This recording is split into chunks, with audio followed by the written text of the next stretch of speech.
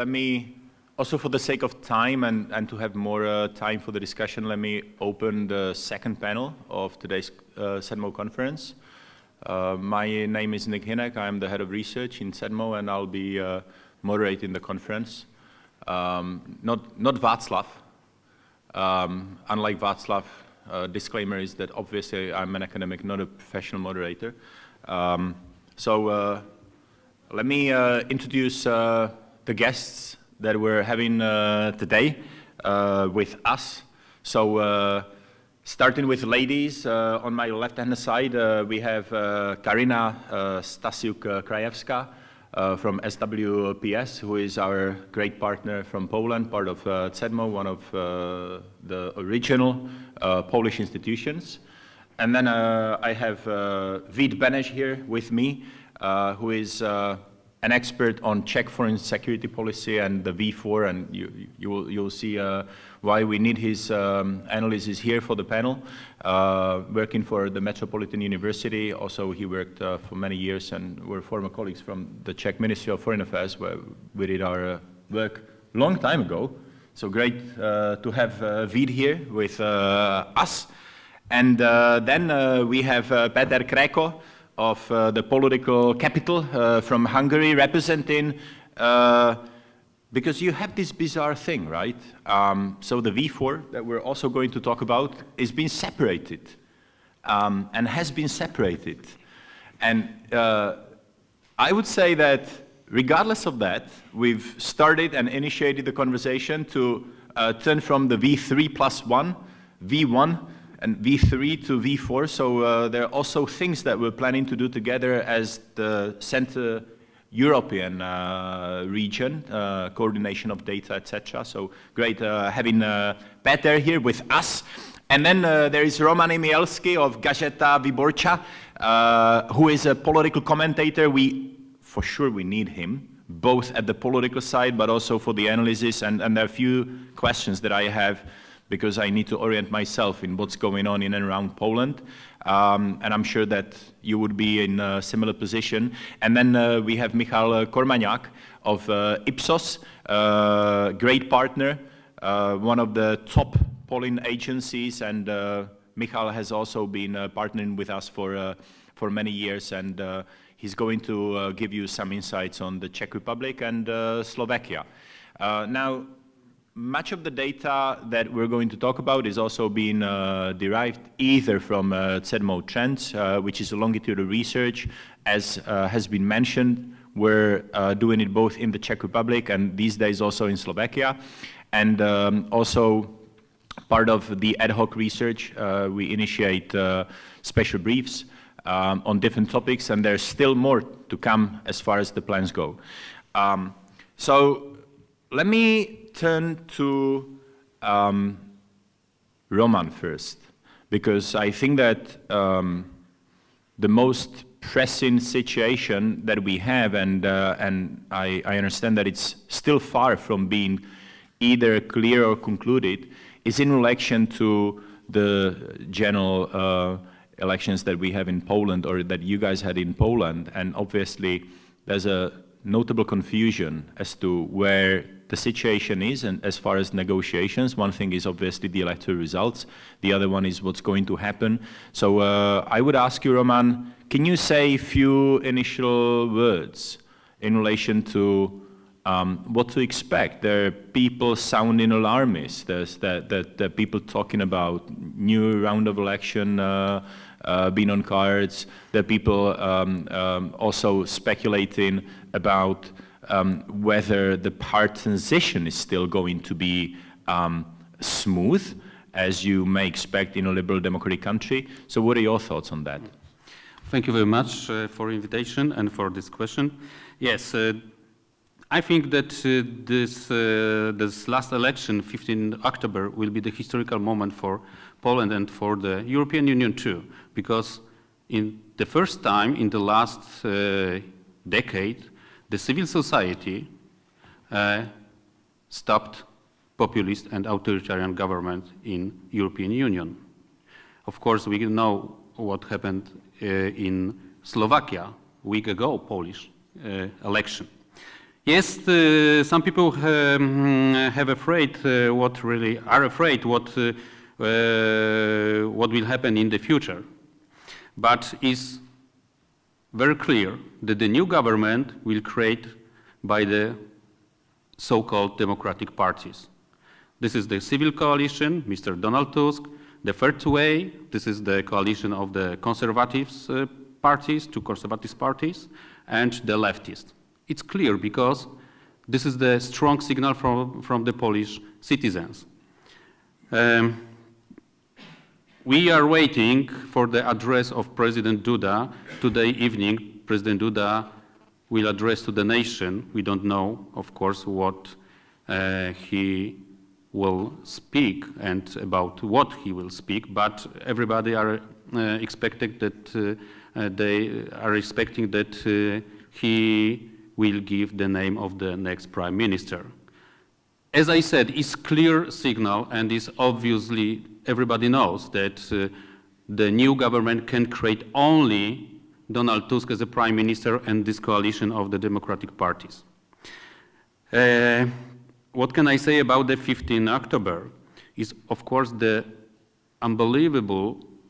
It was unbelievable that so many people in Poland mobilized before this date and during this date, because the turnout was historical. First time from that 1989, the turnout was above 70%. It was more than 74%. It was 5 points more than in the historical elections in 1989, the first semi-independent, semi-free elections in the former Soviet bloc. This is the end of the communist regime in Poland. And this election, last election, I think is the end of the populism and authoritarian form of government for the next years in Poland. Of course, as I said, anybody expected so high turnout, but what is most interesting is unbelievable mobilization among young people, especially young women. It was higher mobilization than in the group of the elder voters. This is interesting because the elder voters traditionally in Poland are mostly supporters of the Law and Justice Party. What is interesting? When started the problem of Law and Justice Party in Poland? In October 2020, when the Constitutional Tribunal, of course so-called Constitutional Tribunal, because every member of this tribunal was nominated by the Law and Justice, some of these people was nominated illegal, restricted the abortion law in Poland, and was unbelievable signal for the young people that we don't want to live in the country like that. And of course, the big problem for these young people, mostly they were born in Poland as member of the European Union, was absolutely crazy anti-immigrants and Eurosceptical propaganda from the so-called public media and pro-governmental media outlets. Absolutely crazy. If you maybe sometimes are watching Polish so-called public media, you must remember that in 2015, the new government fired more than 1,000 people from the public media and hired people without any skills for this, to be a journalist.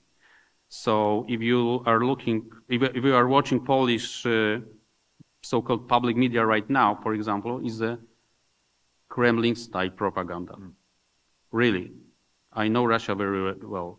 I speak Russia fluently, and this is the same situation. If you are watching, for example, the main news program on TVP1, the main program of so-called public television, it's only the scenario like that. Opposition is always bad. Mr. Tusk is a German candidate. The government is always good. If you see any footages from the Western world, it's only riots, problems with unemployment, Lampedusa, and LGBTQ offensive. This is pure Russian propaganda. This is the same.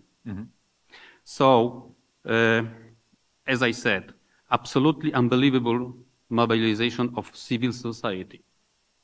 This is the difference between Poland and, for example, Hungary.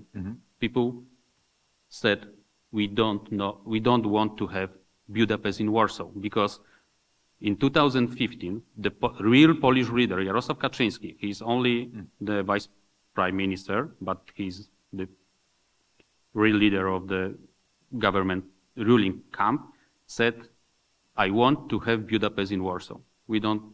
Everybody know what it means, Budapest, right now. Many thanks, Roman. Karina, I will turn immediately to you, because I think that there are a few important things. And Karina is a good example of the encroaching penetration of the state to the domains where, for instance, from Czechia's perspective, just to remind you that this is not just the issue of the media, as Roman talked about that, but also the situation at universities, the so-called public universities, where the government wanted to change rectors, etc. But what we heard was the young voters, and obviously the threshold and the turnaround being above 70%, which is one of the common features also what we get to in a second in Slovakia. What's your explanation, and what are your thoughts on young voters, their preparedness to understand the quality of democracy, and especially female voters? Thank you very much for this question. I think that the point is that young voters felt really, let's say, in danger with their rights, especially young women, because they felt that something is really at stake, that something could really happen with their rights to their bodies, for example, to making decisions about contraceptions, etc., etc. And that was the first point. And the second is that the government of law, Prawo and Sprawiedliwość, let's say, so it's is very arrogant. And the leader of this party, Jarosław Kaczyński, is also very arrogant in, for example, in his speech about women, about young people, and this is something what Roman was talking about, this kind of conservatism, which is really something that young people born after the change of system of Poland, after we start being democratic society. So this kind of conservatism, this kind of language is something which is not acceptable for the young people. Can you talk about the demographic divide, where the age is going to be one of the determinants? Yes, of course. This is one of the main... We're told that the cities, the rural areas, more eastwards, more conservative. So this is different. And young, of course. So this is some kind of geographical differences. But I think the strong difference is the differences between young and older people, as Roman said. And also the activation of women, but mostly young women. Because what we have to say, that we are talking about women in general, a lot of women also vote for Prawo and Sprawiedliwość, but they are mainly elderly people, seniors people, let's say, seniors women with lower education, with small cities. But when we are looking to young women, this is really the electorate of this democratic opposition, let's say, this party win the election. Many thanks. Please. Interesting, because we show the fatigue of this ruling party. This is style of the conducting the police, even if the region who are traditionally leaning to Law and Justice Party, because, as I said, we have historical turnout. but the Law and Justice Party lost 500,000 voters. So this is interesting. And the turnout was lower in this region, who are traditionally leaning to the Law and Justice Party. Is it the swing voters or the new voters that were to come? The new voters, absolutely new voters. Voting? And this is interesting, that we wake up the civil society. Excellent.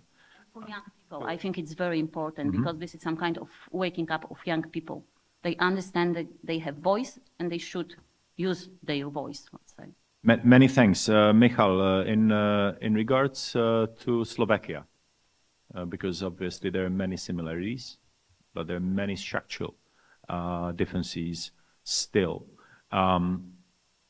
The discussion on women and the young part of the spectrum, is it something that you observe also in Slovakia? Is it different? How different is that, and how this factor has made a difference for the overall outcome? Not many people, especially outside of Slovakia, I'm sure that including many people in this room, are not particularly happy about what we've seen. Your thoughts, please? Thank you for the question. I think that the situation in Slovakia is completely different compared to Poland, especially when we look at the mobilization of the young people. Because in Slovakia there was also, I think, not a historical turnout, but it was the highest turnout in past 20 years, if I'm not wrong.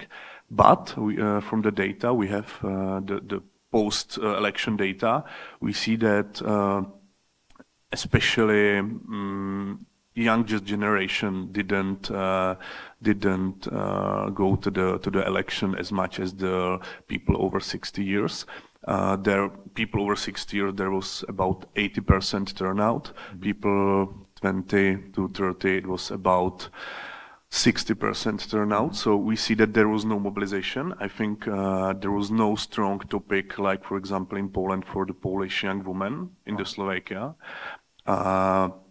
So this is different, and obviously the final mobilization of the youngest generation in Slovakia didn't happen. Maybe they didn't feel so dangerous as you said in Poland so far, and this is the reason why, for example, Progresivné Slovensko, the main liberal party, didn't reach the result which was expected from the polls. Interesting. Because, by the way, it's also for the audience. We have here a pre-final version of a comparative paper that was being done by Michal Schenk, who is right here, sitting in the second row, and Luka Nikolic. They're also looking into the pre-electoral, electoral, and post-electoral situation, both in Poland and Slovakia. Now, one of the things that I take from that paper is that an important topic, although certainly not to the degree of something that has probably been perceived as bodily harm to women through the abortion ban, would be the general orientation.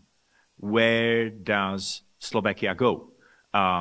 Because there was this, quite important discussion on the geopolitical and even geostrategic, because of the bilateral treaty with the United States of America on the movement and utilization of some of the military installations in Slovakia.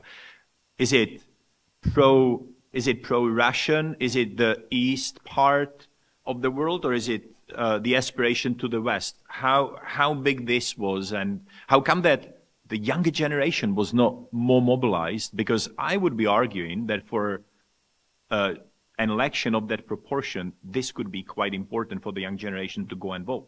Yeah, they weren't mobilized enough, and the older generation were mobilized more. You can see the slide here, and we were asking the Czech, Polish, and Slovakian people who they think in the next election.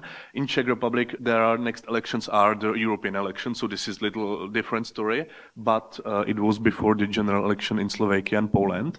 And we see that the main, let's say, threat for the Polish people were Russia, and for the Slovak people, they think that the USA are going to be involved in the election. So this is something compared to Polish people, they think maybe Russia are going to be involved in the election, and this is something what even the part of the political spectrum were using, that we are the President Chaputova is under influence of US embassy, etc.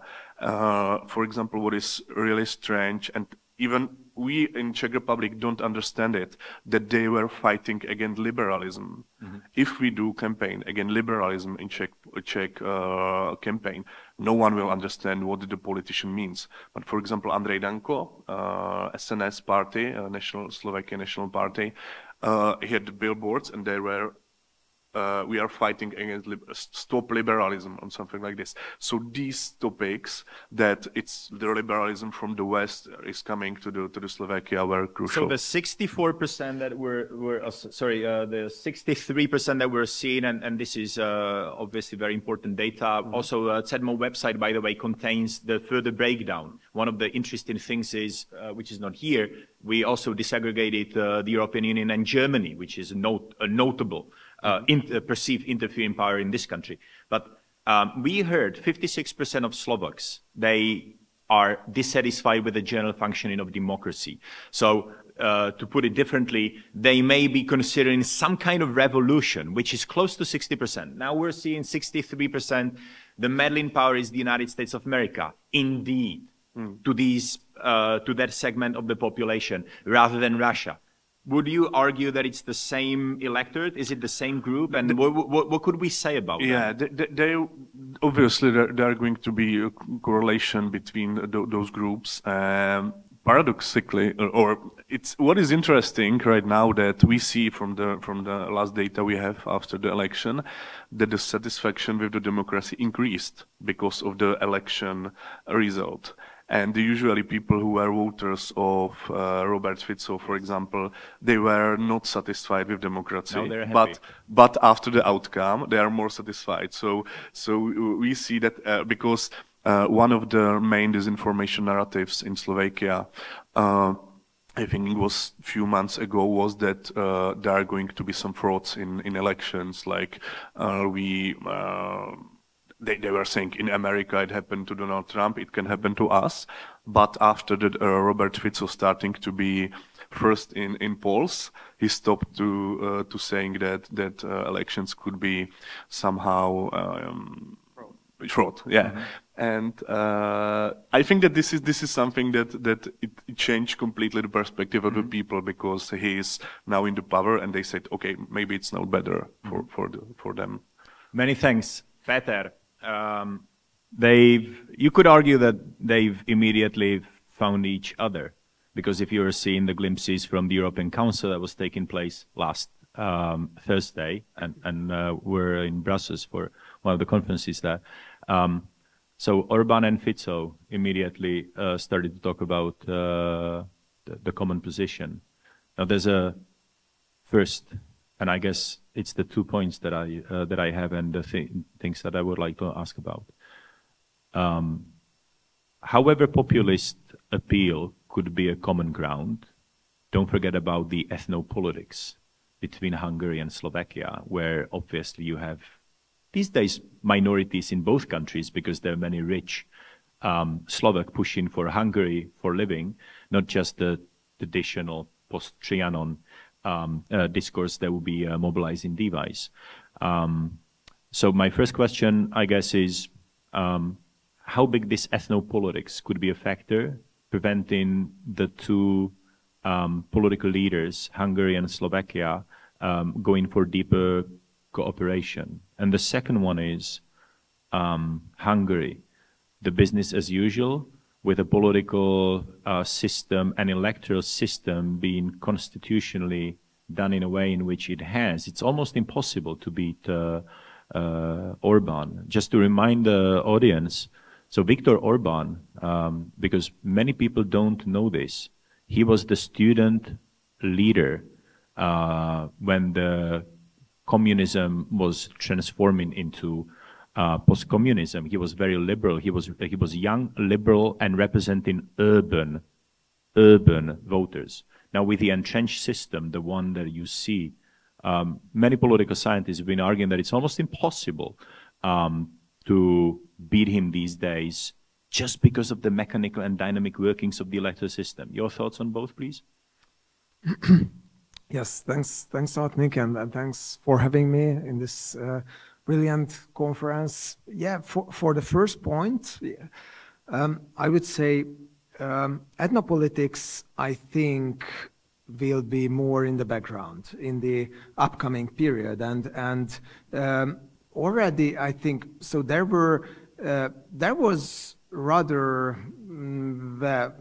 good cooperation between Fico and Orban even beforehand, before Fico was ousted in power. So they have already an experience with governing Hungary and Slovakia together, with, I think, not touching upon the most sensitive issues. And Orban has something similar logic with Serbia, for example, where, for example, right now in Vojvodina, some of the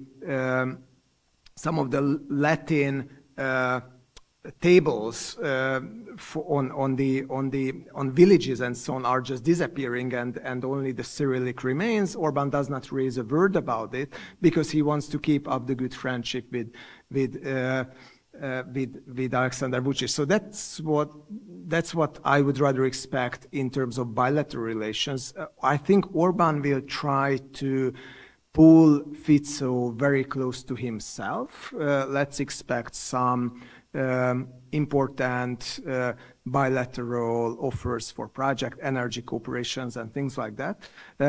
And for the simple reason that if Fico does not defend him in the European Council, he left totally alone, and the sword of Damocles of Article 7 is hanging above his head. So I think the stakes are really high, and right now Poland have abandoned this illiberal alliance he wanted to build on the basis of Visegrad countries.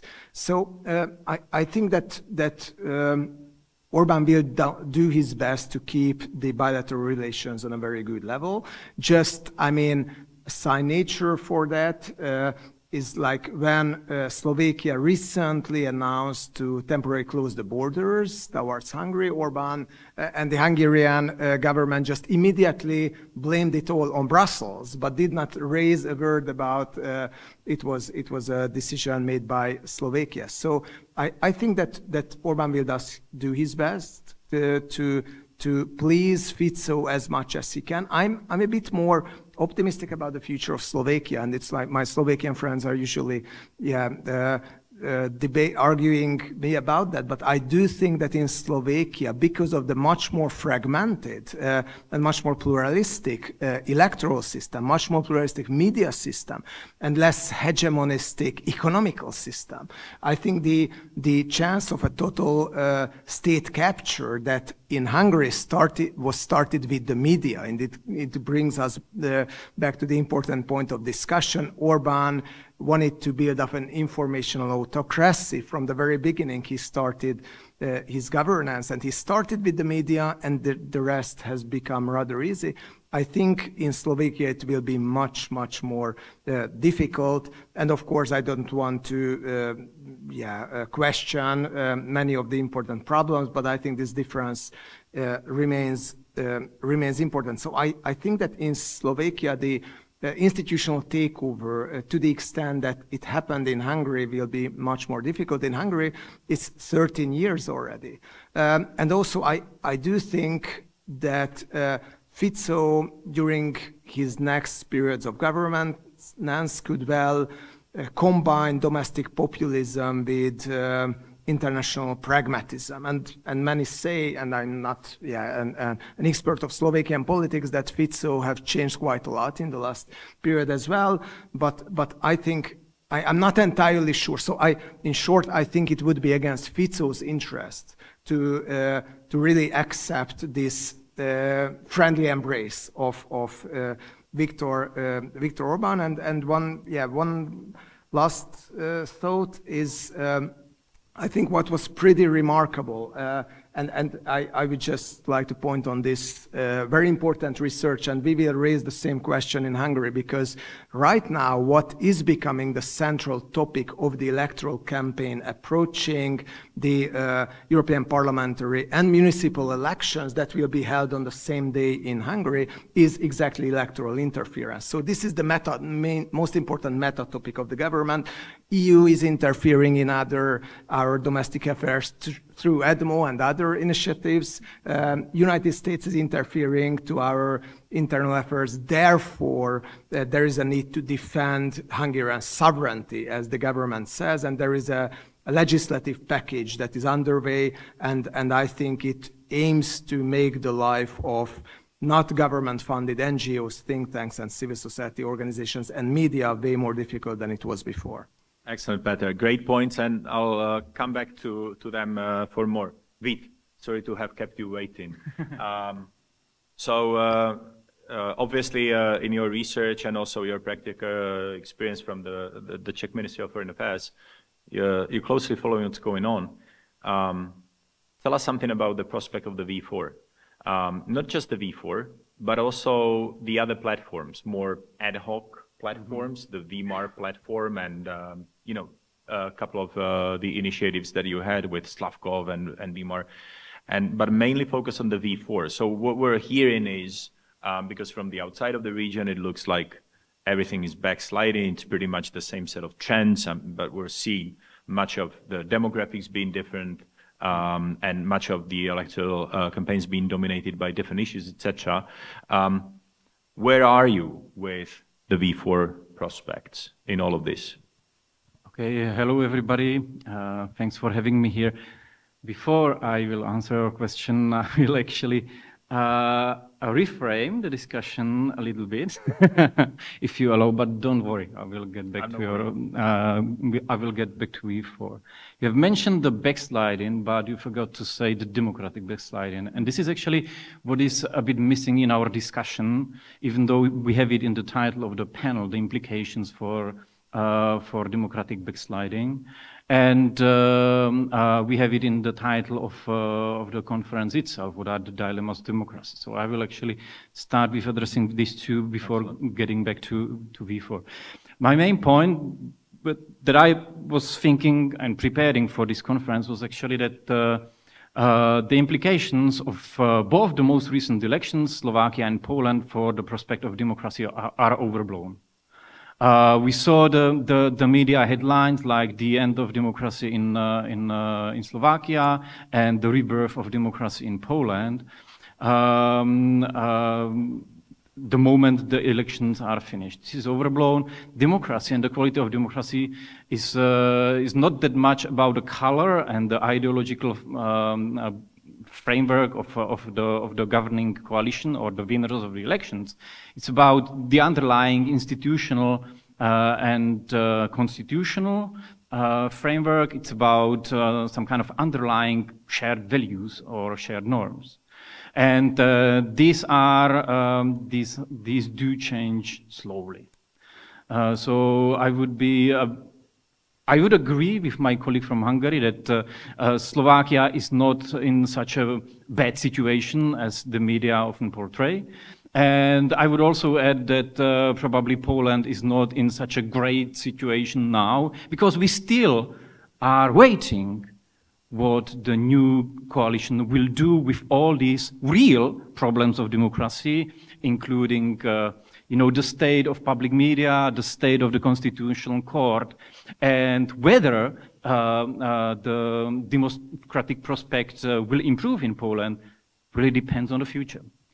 But there is also a more pressing dilemma of democracy, which I believe needs to be tackled when we speak about democratic backsliding either in our region or elsewhere, be it Western Europe.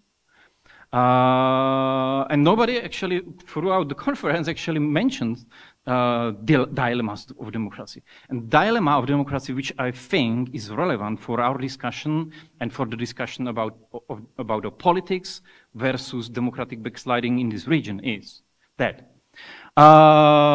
democracy relies on certain shared norms and values, which are both enshrined in written constitutions, in the institutional framework, and some of them are intangible and simply shared by the society. So democracy is about shared values and norms which need to be protected if we want to protect democracy. At the same time, democracy and democratic process, including elections, is about a contestation of norms and values. That's the content of democracy. And that's the dilemma where we actually draw the line, where which contestation is simply a healthy contestation within the framework of democracy, and which contestation is crossing the red line and threatening the democracy itself. If we define the core values too narrowly, we threaten the democracy because we threaten even the institutional and constitutional framework, which is what happened in Poland. But on the other side, if we narrow down the space for legitimate political competition, we are also threatening democracy. So that needs to be taken account. And that's why we need to be a bit more careful in discussing what is a legitimate political contestation, what is the ideological contestation about, and what is really a threat to democracy. The V4. The V4. I wanted to speak about the EU. If I have time, I maybe you will. If we're going to squeeze it in, that's the next round. Okay, maybe next round. Okay, V4. I'll start with a little bit of history. The V4 was a grouping born in very unique historical context. Historically, the three countries, Czechoslovakia, Poland, and Hungary, have been geopolitical competitors.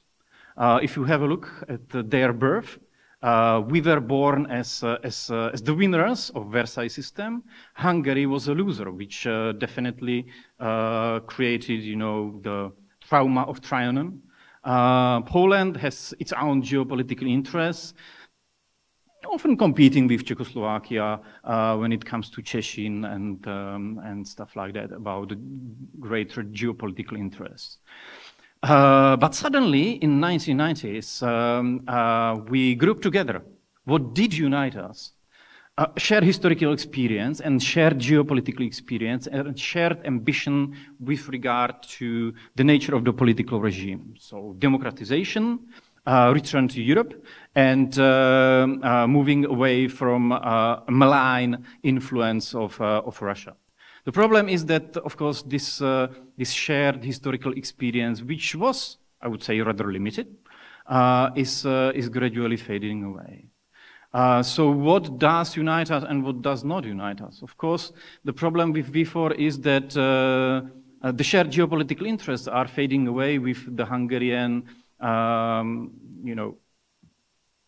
sliding towards Russia and the questioning of the pro-Western orientation. The quality of democracy and the democratic aspirations are also linked to some kind of a shared myth or shared aspect of the V4. And if there is a democratic backsliding in certain countries, it naturally means that we are again losing another common ground. So my general impression about V4 is that the things that shared us are gradually disappearing, and what the V4 is being transformed into is simply just another ad hoc coalition for the purpose of negotiations within the EU. Sometimes, depending on the color of the government, on the ideological direction of the government, it does work, sometimes it does not.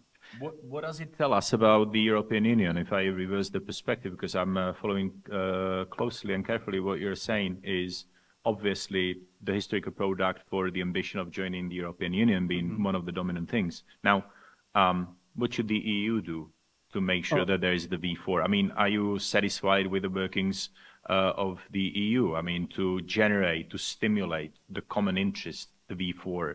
So regardless of all the possible hostilities and differences as far as quality of democracy and who's running the country, how could the EU contribute to more positive dynamics related to the V4? Can they? Can it? Okay, again, I will start with a slightly broader perspective, talking about the democratization. It's a pity that, that Madam Jourova is no longer here. What should the EU do? You know, abolish the Article 7 procedure. The Article 7 procedure is actually a politicized tool, which is hanging as a sword of Damocles. Why is it politicized? Because it's not a legal procedure which would adjudicate about the quality of democracy in terms of, you know, some core institutional norms and values.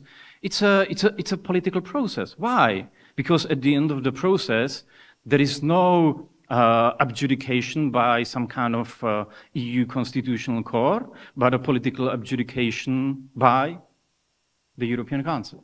So that's one issue which probably does not contribute to what I have started with, that we actually need to try to differentiate between what is a healthy political process and what is a defense of democracy. If you employ this politicized process instead of as a tool for guarding democracy, you are on a very thin ice. So that would be my first recommendation to Mrs. Jourova, actually discuss the reform of Article 7. When it comes to V4, of course, treat that as a normal members of the European Union. It does not really help, kind of singling out just because we are a new member countries. Don't be paternalistic, which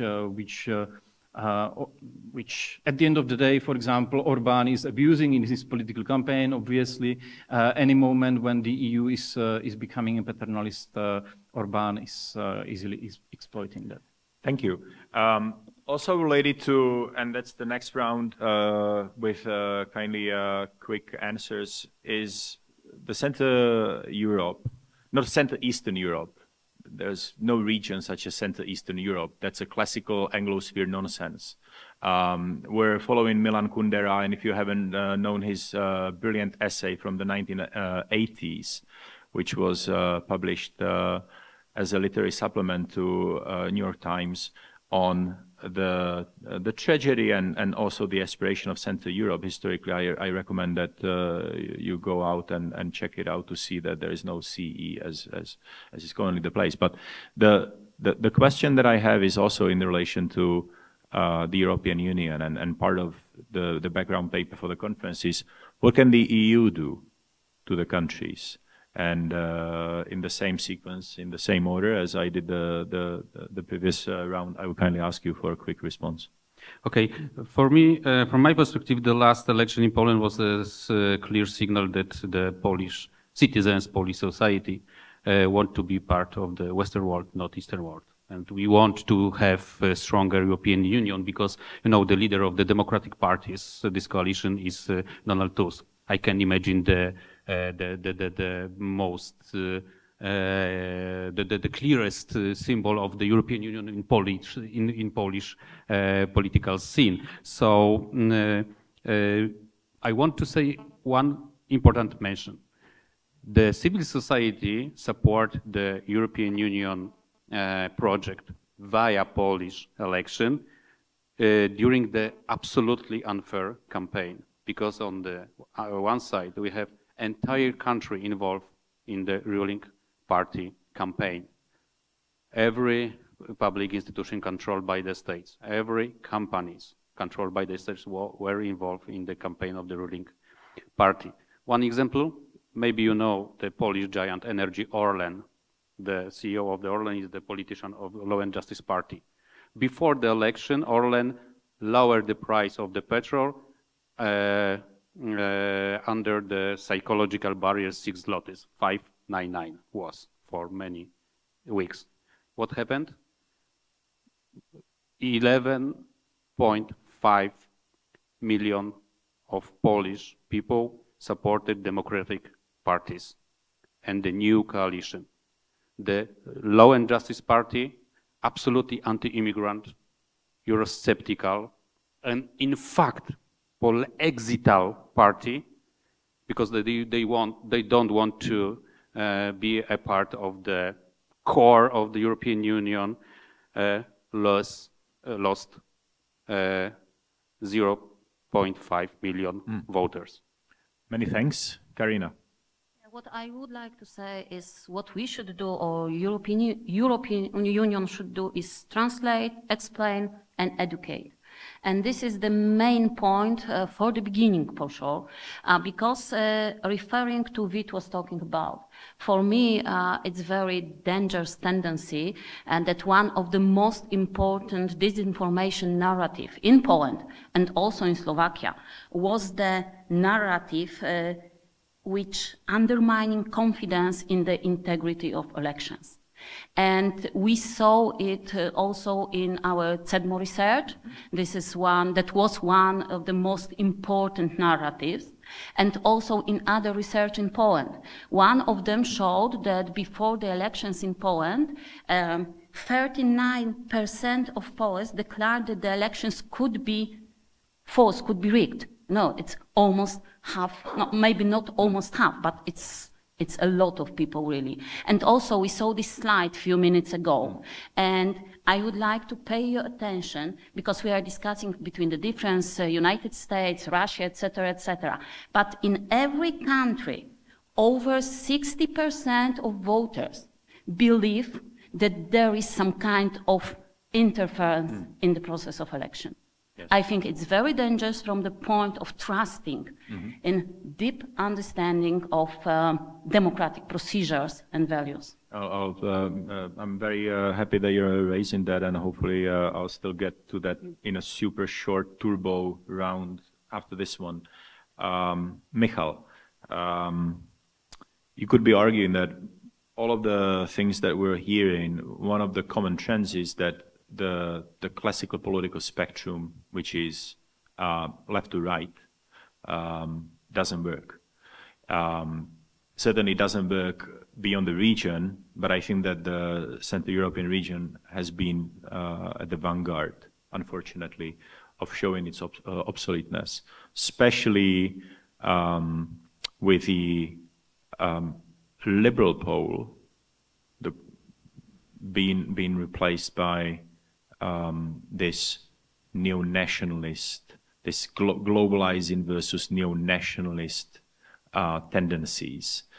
So liberal pole is more to the European Union and beyond, and then you have neo-nationalism, which is Ficos, Orbáns, etc. And they've been very capable politicians. They've been excellent technocrats of power, non-normatively, much more capable than most of the politicians. Where do you think is the time, both for Czechia and Slovakia, to reinvigorate the liberalism, going beyond this banner of globalizing the global urban elites, winning the fight and capitalizing from that, whereas the majority of the population just not being able to identify with that? I mean, where is the role of the European Union in this terrain for Czechia and Slovakia? It's a very difficult question. Sorry about that. That's my job here. I like those. I think that Czechs, if I can speak for Czechs and Slovaks, we are kind of different. Slovaks are more, let's say, emotional. They are going more for the nationalism ideology. This is I think that even Robert Fico renamed her party for Slovakian Social Democracy. They were just social democracy before.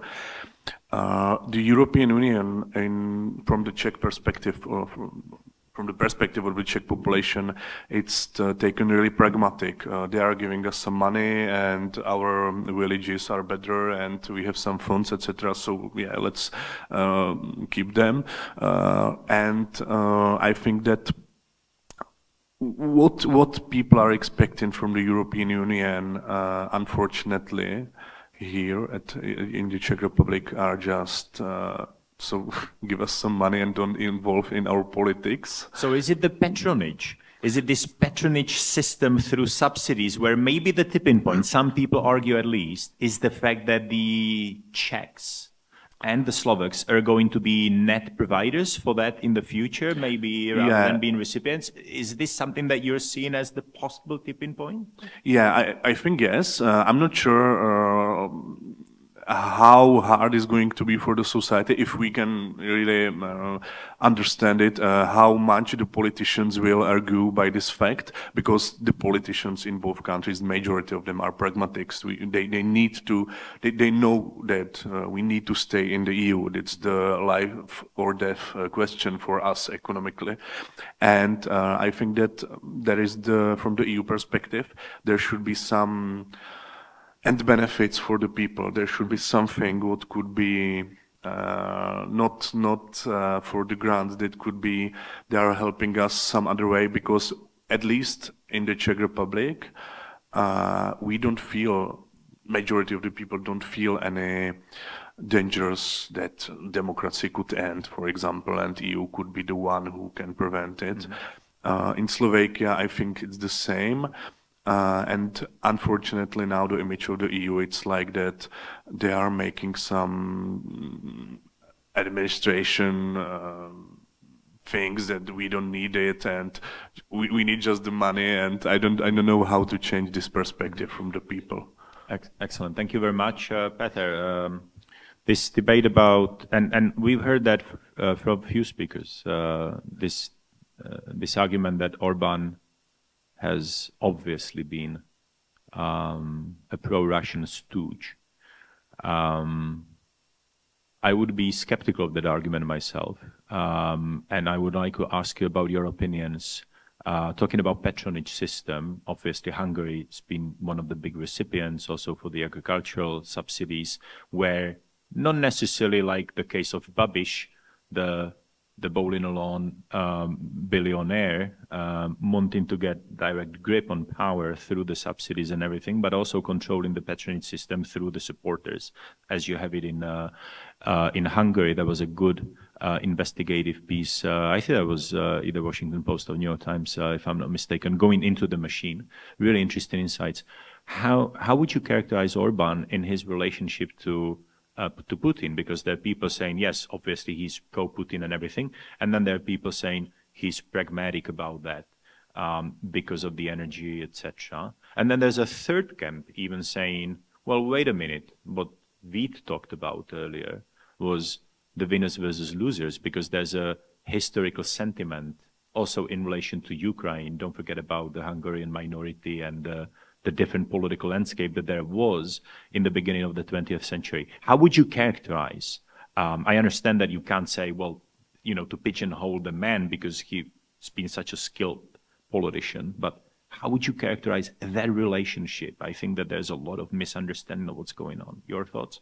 Yes, thanks for the question. It's a complicated one, but I would start Apologies again. No. It's a really good question. It's like if I have 1.5 hours, I'm happy to elaborate in So you have great details. you have 30 seconds. 30 seconds. Okay. So first, Orban received quite a lot of funding indirectly from the EU that he really used to build up the patronage system. And it's like just one important fact to acknowledge. The richest man in Hungary, according to Forbes, Lőrinc Mészáros, who is very, very, very close to the prime minister, he received about 2/3 of his wealth from EU funds. So therefore, and at this point, I have to slightly disagree with my Czech colleague on Article 7 and even on conditionality mechanism. I think the EU needs safeguards safeguards to defend its financial interests from using EU money for corrupt, nepotistic political purposes, and Orban is running out of the EU money right now. And that's one additional point where he turns even more towards Russia and China. And it's not Brussels to blame for that, because he started it already beforehand. But if he needs to distribute more money among his patronage system, he needs more Russian and Chinese money. And he desperately is looking out for that. He was in Beijing, meeting with Putin, but meeting with Xi, and making a round tour in China, where everyone persuaded him that the Chinese economy has never been in a better shape. My economist friends tend to disagree slightly about that, but anyway, so what is their relationship? Orban, I think, started as a politician who wanted to outsmart everyone, and he thought that, as the smallest child in the fairy tales, that he will be wiser than everyone, outsmart superpowers in the West and the East. And I think he did not really understand the rule of the game with Putin. And right now he found himself in a very dependent situation, to the extent that, let's imagine that yesterday the Battalion 128 was hit by a Russian missile in Transcarpathia, which is a tragic event. Many ethnic Hungarian soldiers died.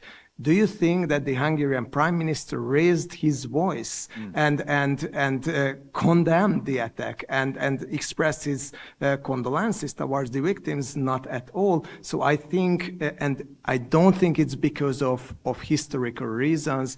Orban, back to 2008, was advocating for the uptake of Ukraine into the NATO. So I think the most important reason is, for the origin of this relationship, is money, but also ideology plays a true, and that made Orban rather dependent on Putin.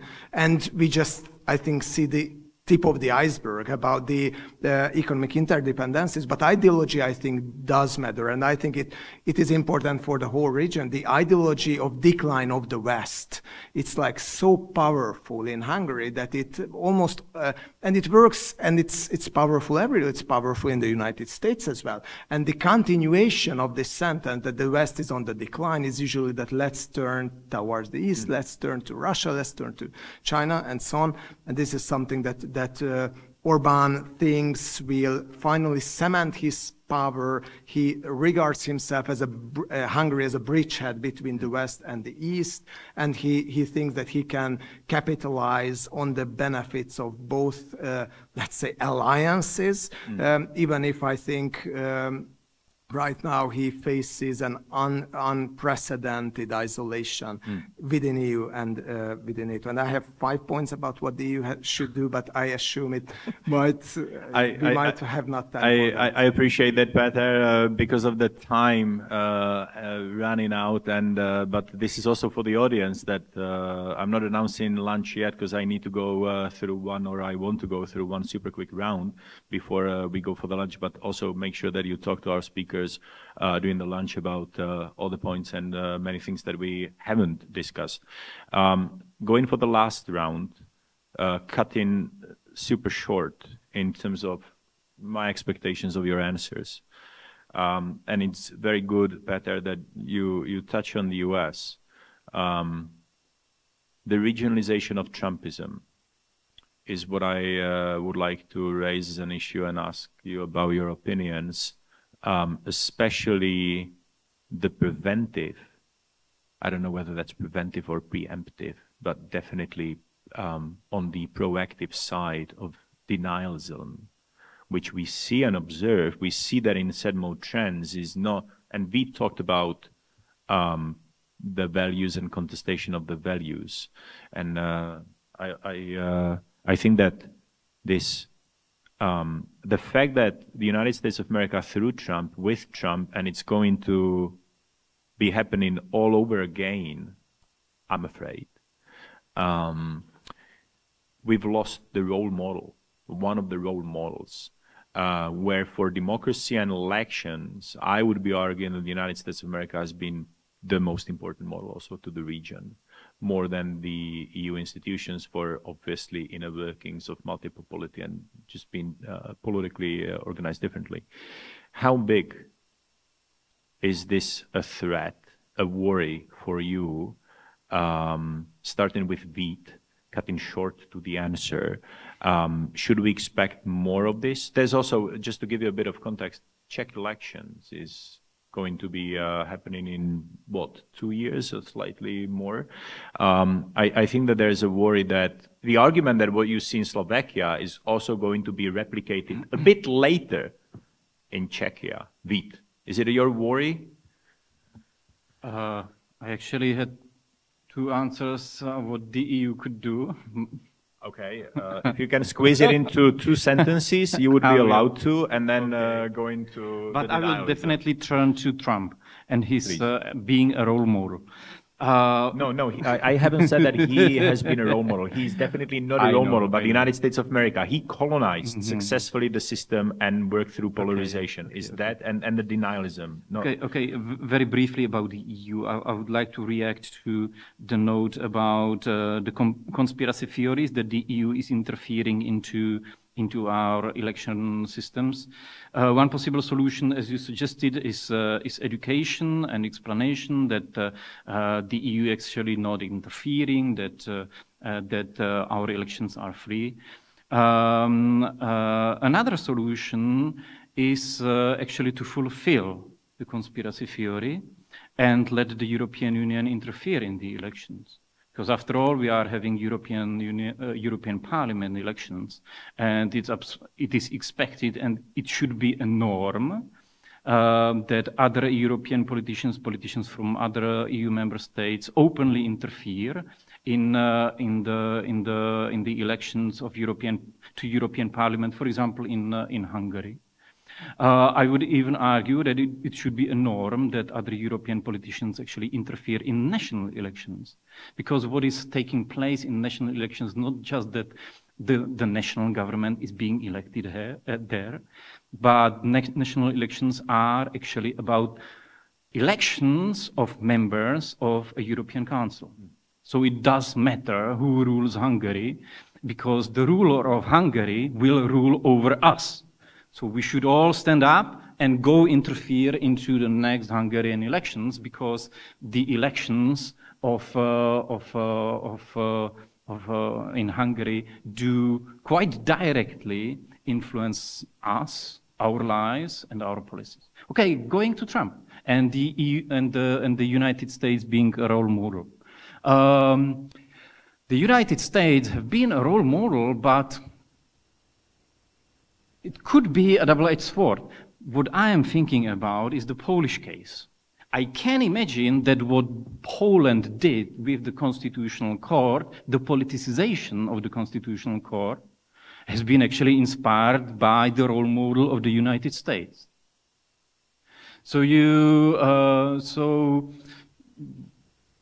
you cannot say that the United States ceased to be a role model. You know, even those who are at odds with our own definition of democracy can use or sometimes abuse our existing role models for an outcome which we actually do not like.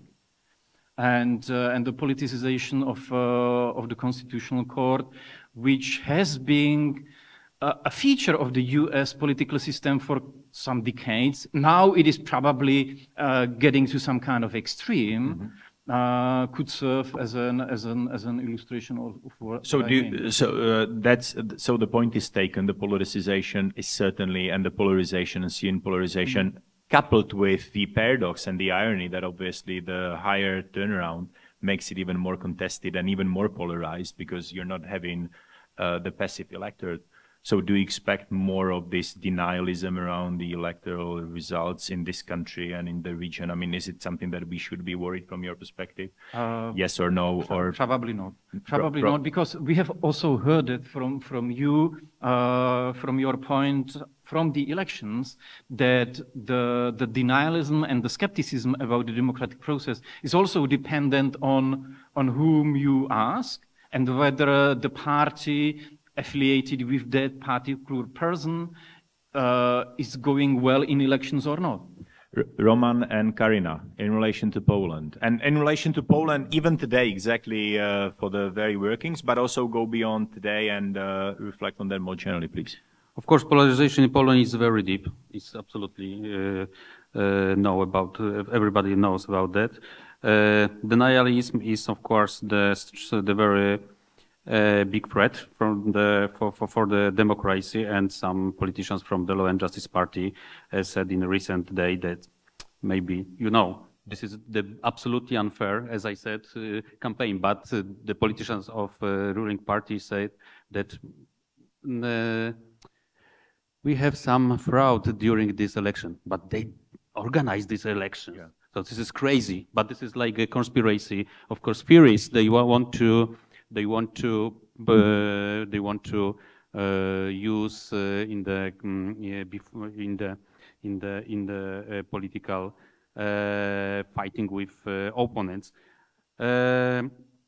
Maybe, as you know, current government, Polish government, and President Andrzej Duda wanted to be the closest friend of Donald Trump during this presidency. Mm-hmm. This is crazy. This was crazy.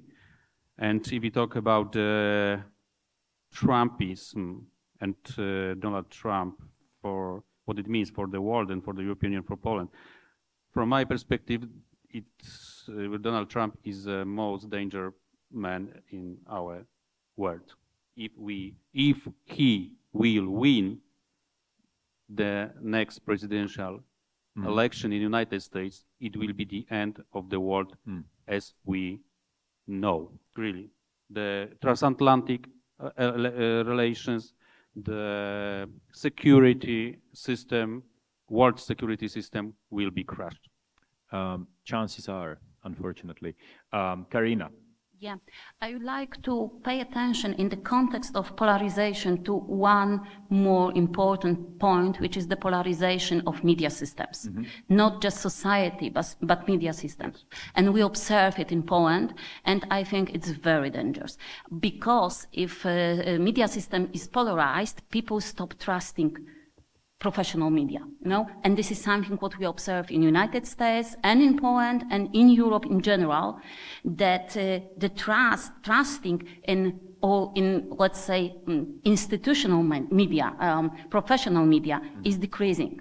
Mm-hmm. And of course, the reason is this polarization. And on the other hand, the decreasing trust in professional media is correlated with increasing trust in disinformation and so-called, let's say, social media, which are full of disinformation. And this is, I think, the point we shouldn't forget about. Many thanks, Karina. Michal, electoral denialism, the election being stolen. Is that a worry for you, Czechia, Slovakia-wise? Not necessarily right now, but in the coming years. Definitely. I think that what is totally a problem is that the relativization of the what is true and what is lie, and even the politicians who are saying lies are saying, yeah, but it could be true, and people are saying, yes, maybe it could be true, but it's still lie, and people are believing what they want to believe, and this is something, if you are using lies in your campaigns and you can see that it could work, it's definitely something what is threat for democracy. And the second one is the role, the second one is the position of strong charismatic leaders, which is more and more important in the elections rather than party programs, etc. And unfortunately, those leaders usually do have let's say, not so good moral values as we would wish. So we would need another Winston Churchill, probably. I think that Slovakia has shown that absolutely clearly. So that's important that you're talking about this new height and the future prospect. Orban is liked by Trump a lot, and Trump has invited Orban to the United States of America, and in an ironic way, he's been seen for the world, the beacon of whatever that is, this emptiness, a hollowed out liberal democratic place.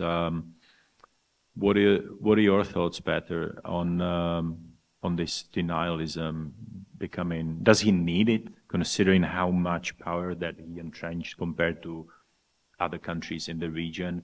Do you expect him to go to these new heights, or your thoughts on that? Yes, I think that we have to arrive to a point where Orban has to deny one electoral result. And because in the last 13 years, he already had, or almost only had, good news from the electoral results, with the exception of the last municipal election in 2019. So I think Donald Trump have told it blatantly clear back to 2016 before the election, and I think it could be the motto of illiberals. I will accept the election results if I win. And I think it's like pretty much the same as we heard in Slovakia and elsewhere. So if the election results are right, then there is no need to deny them. Of course, back to 2022, when the government was seriously afraid that they could lose the election, and I think in 2022, Orban could have lost the power if things unfold differently. I'm not sure he will be able to lose the next one, but he was able to lose the previous one, and they started in foreign interference, Trumpian rhetoric about that electoral interference, that also that fraudulent elections. So I think they prepared for such a scenario. So I think if there will be some bad news in the elections for Orban, then it will be clearly on the agenda. And when connecting. To a previous point that was raised about trust in the media, I think what is a huge problem in countries like Hungary is that the media cannot really resist the temptation to go into polarization. Because if you're an independent media outlet and you are bashed on a daily basis by the government, then you will go tribal also, and you will add to the polarization. And this is a temptation that is very hard to resist. And I think in Hungary we arrived to a point where about 67% of the electorate, according to one of our polls, says that what is stated as fact in the public is just an opinion, and we just don't know what is fact and what is opinion. And there is a huge epistemic uncertainty, and yes, as it was told, it's the hotbed of disinformation. And just one final thought on what the EU should do. I have rather high hopes for the implementation of the Digital Services Act and the European Media Freedom Act. And I think in very challenged information environments like in Hungary, it could clearly help if it is well implemented. Of course, what you have to be careful for is that Hungarian government is, for example, a government of lawyers, where they really know how to circumvent regulation and how to find the small doors. So you have to make it sure that it is implemented well. But I think I think there is a hope, and especially when it comes to the state-sponsored disinformation, state-sponsored advertisements as an income for media outlets, maximizing it at 20% or 25%. I think it's an important move. And one last thing is supporting civil society organizations, independent media will become even more important right now as Open Society Foundations is withdrawing its activities from Central Eastern Europe, and it's a serious thing. So I think the EU have been rather helpful in the last period as well in let's say, supporting the advocates of democracy and European values, but it have to upgrade its role because winter is coming. Many thanks, Peter. So, ladies and gentlemen, let me help to support the panelists by giving them a round of applause for a great set of answers that we got.